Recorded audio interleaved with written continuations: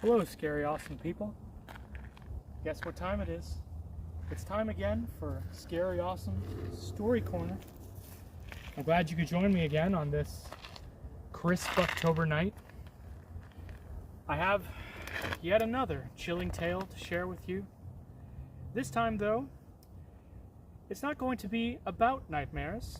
We spared you a little last time talking about what drives our nightmares, but today we're going to tell a good old-fashioned scary story. That's what it's all about here on Halloween time. So I have a terrifying tale to tell at night.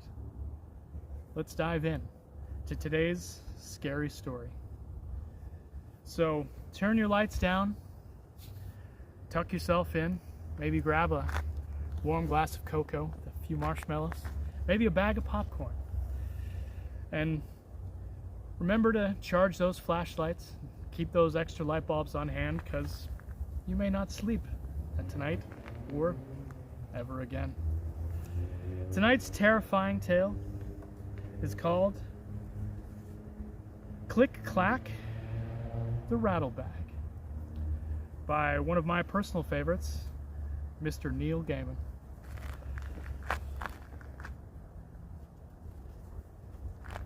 Let's begin. Before you take me up to bed, will you tell me a story? Do you actually need me to take you up to bed? I asked the boy. He thought for a moment, then, with intense seriousness, yes, actually, I think you do.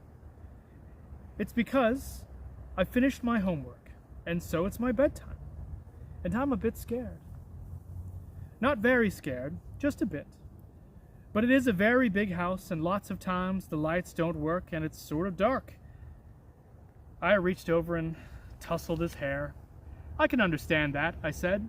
It is a very big old house. He nodded. We were in the kitchen, where it was light and warm.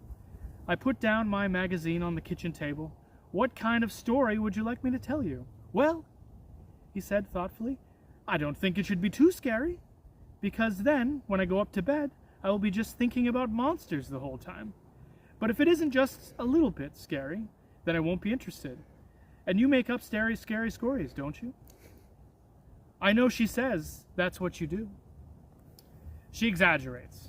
I write stories, yes. Nothing that's been published yet, though, and I write lots of different kinds of stories. But you do write scary stories? Yes.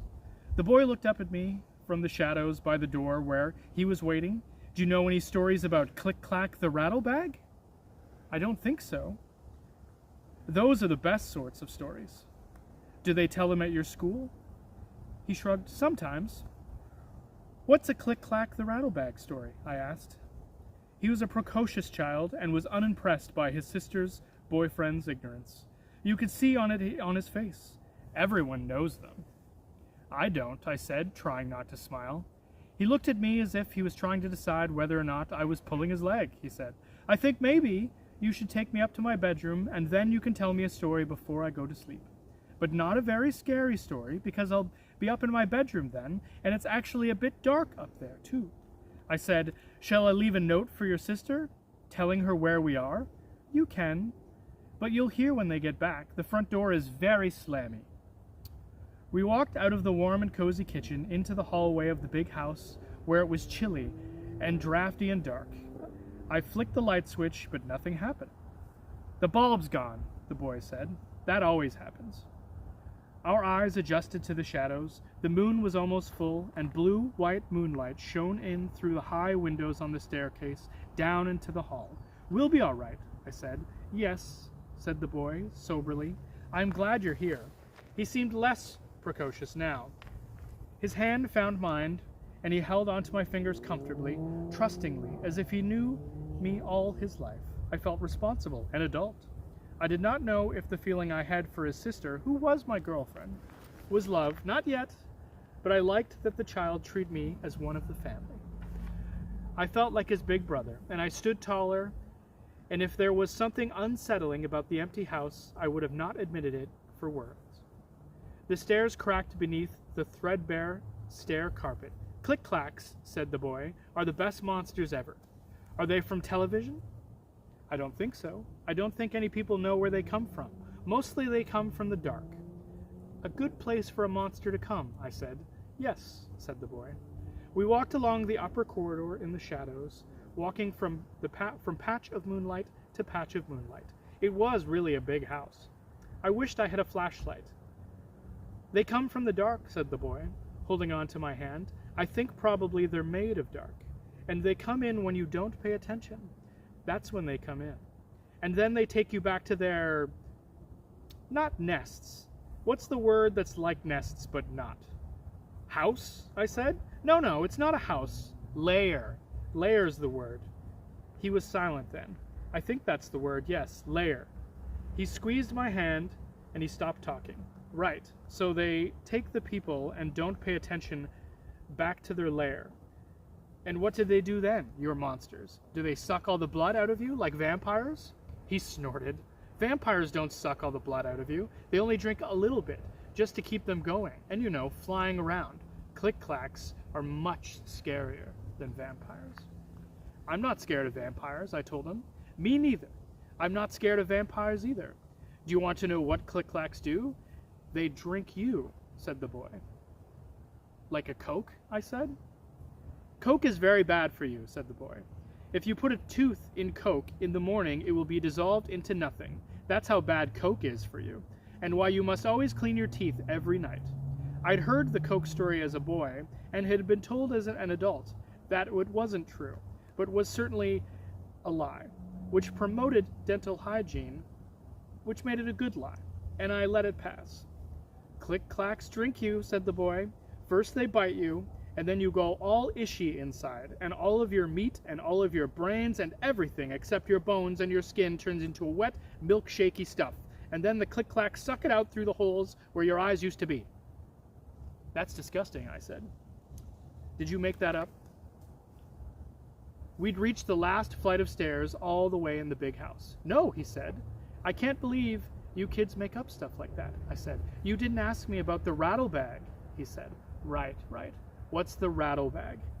Well, he said, sagely, soberly, a small voice from the darkness beside me. Once your bones and skin, they hang you up on a hook, and you rattle in the wind. So what do these click-clacks look like? I asked. Even as I asked him, I wished I could take the question back and leave it unasked, I thought. Huge spidery creatures, like the one in the shower this morning. I'm afraid of spiders. I was relieved when the boy said, they look like what you aren't expecting, what you aren't paying attention to. We were climbing wooden steps now. I held on to the railing on my left, held his hand with my right. As he walked beside me, it smelled like dust and old wood, that high up in the house. The boy's tread was certain, even though the moonlight was scarce. Do you know what story you're going to tell me to put me to bed? He asked. It doesn't have to actually be scary. Not really. Maybe you could tell me about this evening. Tell me what you did. That's something. Well, that won't make much of a story for you, I said. My girlfriend just moved into a new place on the edge of town. She inherited it from an aunt or someone. It's very big and very old. I'm going to spend my first night with her tonight. So I've been waiting for an hour or so for her and her housemates to come back with the wine and Indian takeaway. See, said the boy. There was that precocious amusement again. But all kids can be insufferable sometimes when they think you know something they don't. It's probably good for them. You know all that, but you don't think. You just let your brain fill in the gaps. He pushed open the door to the attic room. It was perfectly dark now, but the opening of the door disturbed the air, and I heard things rattle gently, like dry bones in thin bags. In the slight wind, click, clack, click, clack, just like that. I would have pulled away then if I could, but small, firm fingers pulled me forward, unrelentingly, into the dark. Whew. Clickety-clack, into the dark. Well, that's it today. I hope you enjoyed our story time. I have lots of other stories to tell, but that'll be for another night. I hope you sleep tonight and have sweet dreams, and don't think about any bones or any eye liquid sucking creatures in your closet or under your bed. I hope you get lots of Halloween candy on your dreams, and I hope you think of pleasant things and not nightmarish creatures in the night that will gobble you up. But we'll be back again, because in case this one didn't terrify you, I promise you that next time I'll get you. So please, please join me again next time here on Scary Awesome Stuff. And remember, scary awesome people, stay scary, stay spooky, and enjoy all that goes bump in the night.